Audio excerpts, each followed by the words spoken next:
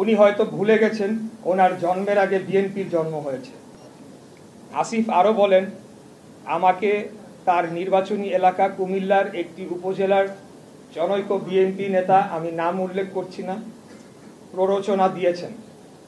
এই আন্দোলনে অর্থ ও লজিস্টিক্স দিয়েছেন এবং তার কাছে নাকি প্রমাণ রয়েছে। এই প্রমাণ তিনি জাতির সামনে তুলে ধরবেন, অন্যথায় তাকে প্রকাশ্যে ক্ষমা চাইতে হবে।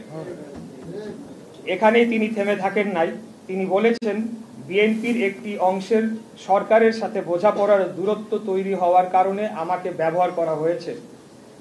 তিনি বিএনপির মতো ঐতিহ্যবাহী পুরনো বৃহৎ রাজনৈতিক দলকে হেয় করেছেন এবং একটি অসত্য অভিযোগ তুলেছেন। তিনি নিজেকে বিশাল কোনো মহামানব হিসেবে উপস্থাপন করেছেন। উনি হয়তো ভুলে গেছেন ওনার জন্মের আগে বিএনপির জন্ম হয়েছে। আসিফ এটাও বলেছে, আমার পক্ষ থেকে যারা নেগোশিয়েট করতে এসেছেন তারা সোললি আমার পক্ষে নেগোশিয়েট করেন নাই। অর্থাৎ আমার বিষয়টি সম্পূর্ণ আইনি, এখানে নেগোশিয়েট করার কোনো সুযোগ নেই।